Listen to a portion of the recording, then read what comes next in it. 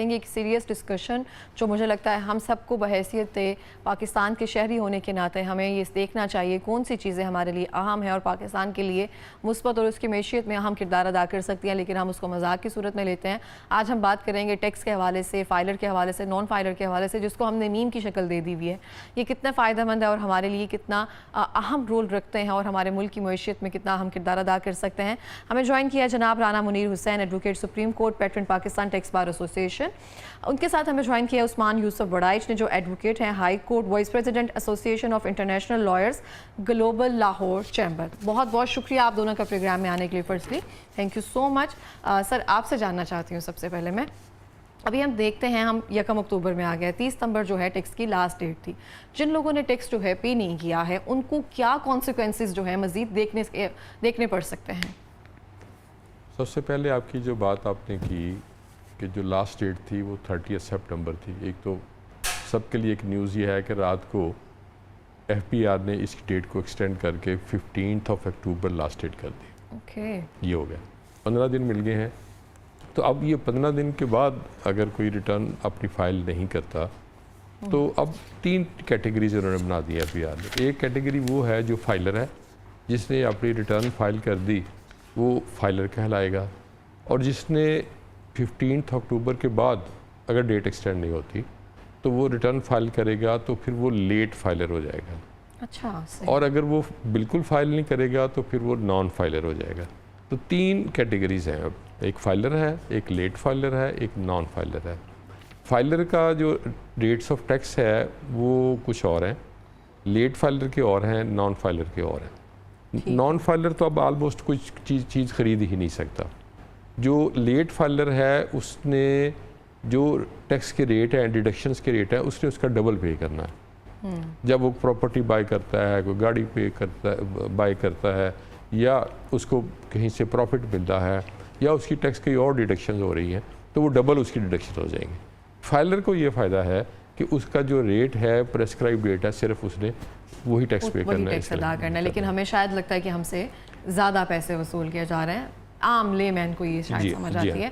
आपसे जानना चाहूँगी फाइलर होना कितना ज़रूरी है, इसके क्या फ़वाइद हैं, क्योंकि हम सब जो है वो अपनी नज़र से, अपने वीएन से सिर्फ नुकसानात ही देखते हैं। जी बिल्कुल, सर ने जैसे आपको बताया है कि फ़ाइलर होने के फ़ायदे ही फ़ायदे हैं। आप इसको इस तरह देख सकते हैं कि एक नॉन फाइलर बंदा जो है वो फाइलर की निस्बत डबल या शायद डबल से भी ज़्यादा टैक्सेस पे करता है। अगर हम प्रॉपर्टी की ही बात करते हैं तो परचेज़ ऑफ प्रॉपर्टी के ऊपर जो फाइलर है वो एफबीआर रेट्स का 1.5% टैक्स पे करता है, और एक नॉन फाइलर जो है वो 10.5% टैक्स पे करता है। ये ह्यूज डिफरेंस है। अगर हम बैंक प्रॉफिट्स की बात करें तो एक फाइलर जो है वो अपने प्रॉफिट का 20% टैक्स पे करता है, और एक नॉन फाइलर जो है वो 40% टैक्स पे करता है। अगर हम गाड़ियों की ट्रांसफ़र की बात करें तो उसके ऊपर भी सेम इसी तरह की कैटेगरी आप देख सकती हैं कि एक फ़ाइलर और नॉन फाइलर के दरमियान में मिनिमम 50% का तो डिफरेंस है ही है। और इसके अलावा एक और चीज़ है कि एक फ़ाइलर बंदा जो भी टैक्सेस अपने पे करता है वो उसके क्लेमेबल हैं, एडजस्टेबल हैं, उसको उसका रिफ़ंड क्लेम कर सकता है। और नॉन फाइलर जो टैक्सेस पे करता है, एक तो वो ओवर टैक्स पे करता है, और दूसरा उसका किसी किस्म का क्लेम नहीं है, वो उसके पैसे ज़ाया हो जाते हैं। लेकिन जो भी नौकरी करते हैं वो सब कहते हैं कि हमारी तनख्वाह में से इतने पैसे या इतनी परसेंटेज कट जाती है, फिर रिटर्न फाइलर होना कितना ज़रूरी है या ये अहम नहीं है? जो सैलरीड पर्सन है वो उनकी ये सोच होती है कि हमारी तो टैक्स डिडक्शंस हो जाती हैं, हाँ। लेकिन वो ये सोचते हैं कि इससे हमारी रिटर्न फाइल नहीं होगी या हमें ज़रूरत नहीं है।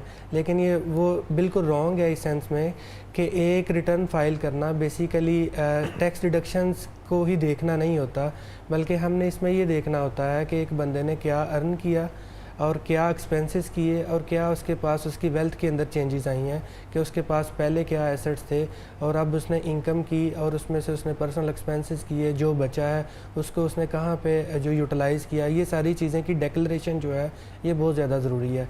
इवन आपका सैलरी के ऊपर टैक्स कटा है या नहीं कटा, या एक बंदा जिसने अपना एनटीएन बनवाया हुआ है वो भी अपनी रिटर्न फाइल करेगा, ज़रूरी नहीं है कि उसने टैक्स ही पे करना है।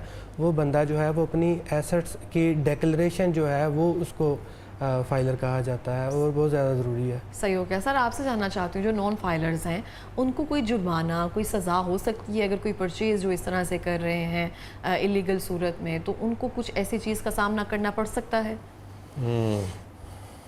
जो नॉन फाइलर है वो भी तो गवर्नमेंट की पॉलिसी जो है थोड़ी सी रिलैक्स्ड है, लेकिन इन फ्यूचर विद इन 2 और 3 मंथ्स जो है अब ये हो जाएगा कि नॉन फाइलर कोई प्रॉपर्टी बाय ही नहीं कर सकेगा।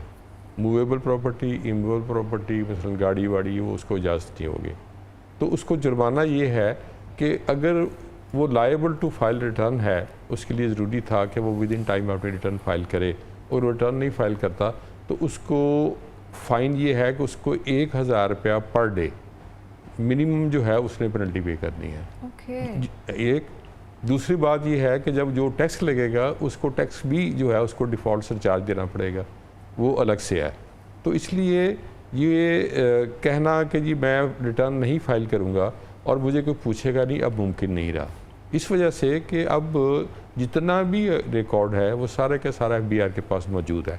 आप कहीं से कोई इनकम अर्न कर रहे हैं वो भी आप मौजूद है, कोई प्रॉपर्टी बाई कर रहे हैं उसका रिकॉर्ड भी मौजूद है, कोई आप फॉरेन ट्रैवल कर रहे हैं उसका भी रिकॉर्ड मौजूद है, आप बच्चों की फ़ीस पे कर रहे हैं बड़े स्कूलों की, वो भी गवर्नमेंट के पास रिकॉर्ड मौजूद है।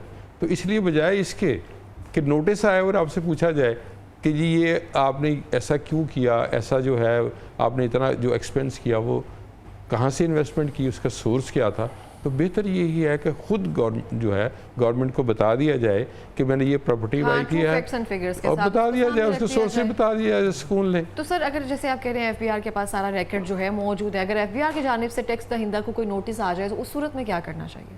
उसके तो कंप्लाइंस ही करनी है ना, उसके अलावा करनी। लेकिन अब सूरत हाल ये है कि अभी जो है हमने जो फिगर्स देख रहे थे कि टोटल जो है पिछले साल 77 लाख जो है रिटर्न्स फाइल हुई थी।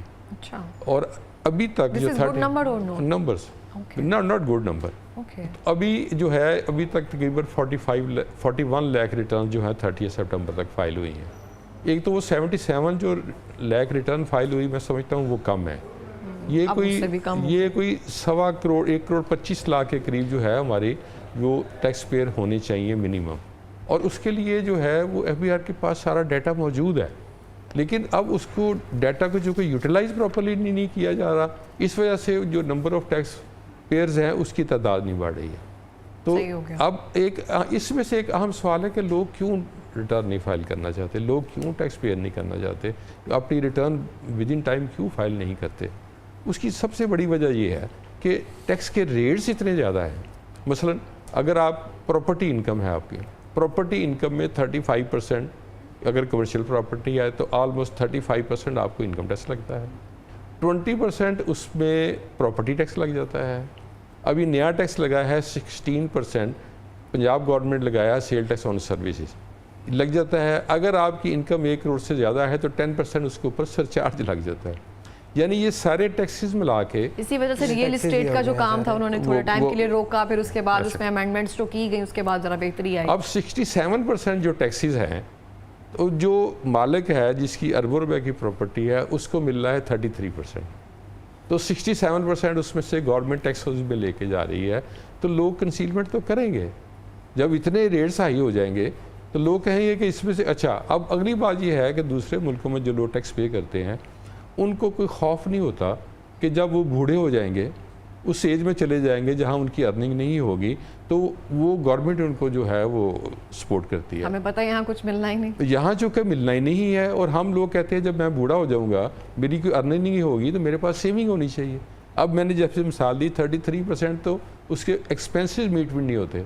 तो अब क्या है उसके पास ऑप्शन वही है कि वो कंसीलमेंट करेगा, या वो टैक्स पे करेगा ही नहीं, अगर करेगा तो वो मिनिमम पे करने की कोशिश करेगी। तो सर जो लूप होल्स हैं, जो हमें पता है कि इस वजह से लोग जो है रिटर्न फाइल नहीं कर रहे हैं, ये तादाद जो है पिछले साल की निस्बत इतनी कम क्यों होती जा रही है, तो हम उन गैप्स को फिल क्यों नहीं कर रहे?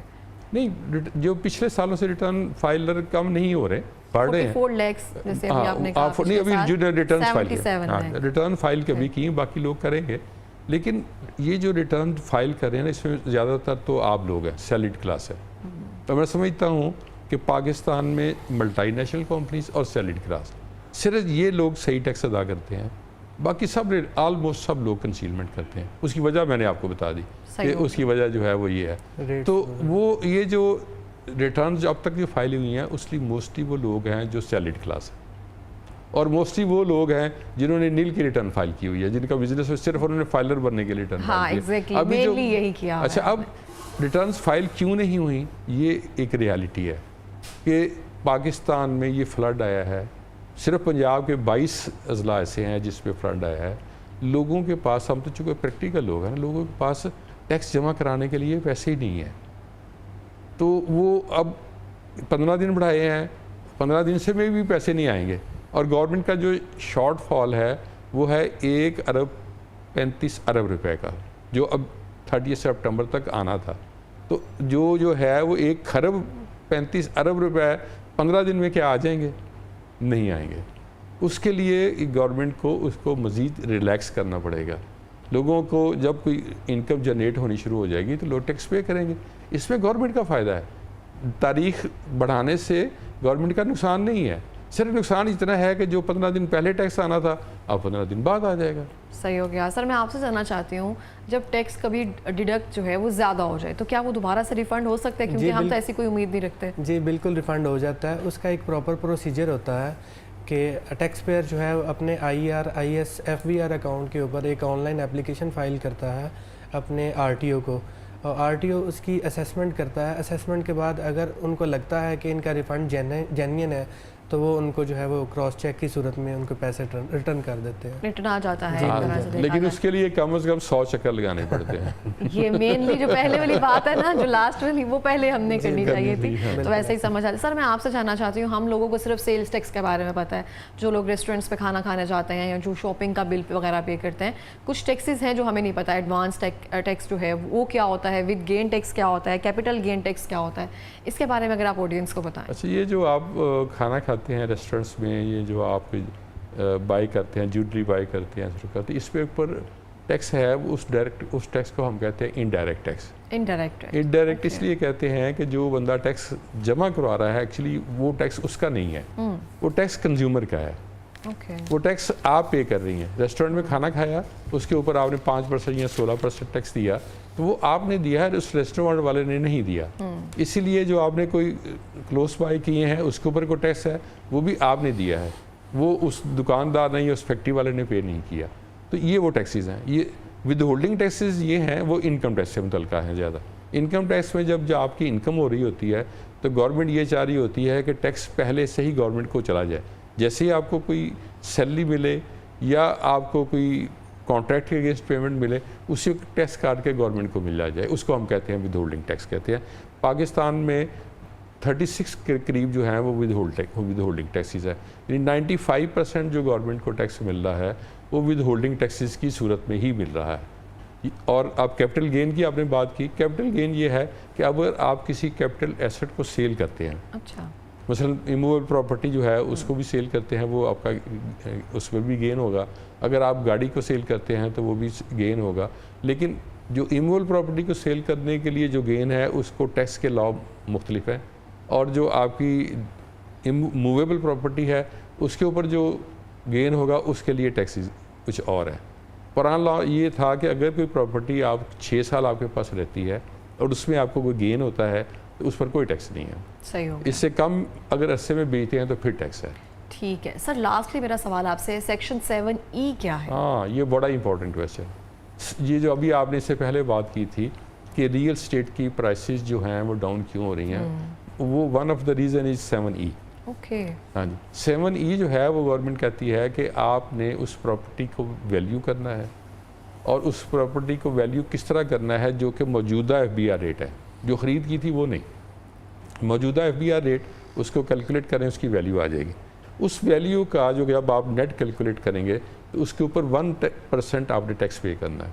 अब उस प्रॉपर्टी से आपको कोई इनकम जनरेट हो रही है या नहीं हो रही, ये क्वेश्चन नहीं है। मसलन आपके पास एक प्लॉट है, हाँ, DHA में प्लॉट है, उससे कोई इनकम जनरेट नहीं हो रही, लेकिन आपने उसकी वैल्यू का 1% टैक्स हर साल गवर्नमेंट को पे करना है। तो ये वैसे इशू जो है ये अभी सुप्रीम कोर्ट में पेंडिंग है। अब डिसीजन क्या आता है कि क्या ये ultra vires to the constitution है या intra vires to the constitution है, ये अभी जब आएगा तो ये जो प्रॉपर्टीज़ की कीमतें जो आपको डाउन होती नज़र आ रही हैं ये एकदम और डाउन चली जाएंगी अगर ये टैक्स पेयर के खिलाफ आ जाता है। सही हो गया सर। लास्टली मैं आपसे जानना चाहती हूँ, जो नया कारोबार शुरू करना चाहते हैं लोग, उनको क्या एडवाइस करना चाहेंगे आप? उनके लिए सबसे मेन चीज़ ये है कि वो अपने बिजनेसेस को प्रॉपर रजिस्ट्रेशन के ज़रिए जो है वो स्टार्टअप पे लेके आएँ। इसके अलावा जो आप बिज़नेस के अंदर इन्वेस्टमेंट या कैपिटल लेके आते हैं उसका सोर्स बड़ा क्लियर होना चाहिए कि आपके अपने पैसे हैं या अगर आपने किसी से पैसे लिए हैं तो किस चैनल के ज़रिए लिए हैं, वो प्रॉपर चैनल के ज़रिए आपने पैसे लिए हैं। आपने अपने इनकम और एक्सपेंसेस सारे जो हैं वो प्रॉपर नोट किया करने हैं और इसके अलावा आप अपनी सारी डॉक्यूमेंटेशन जो है वो रेगुलरली FBR को फाइल करते रहें तो इंशाल्लाह किसी किस्म का कोई इशू नहीं आता। बहुत बहुत शुक्रिया आप दोनों का प्रोग्राम में आने के लिए और इतनी इन्फॉर्मेशन जो है वो देने के लिए। और इसी के साथ मैं यहाँ पे कहना चाहती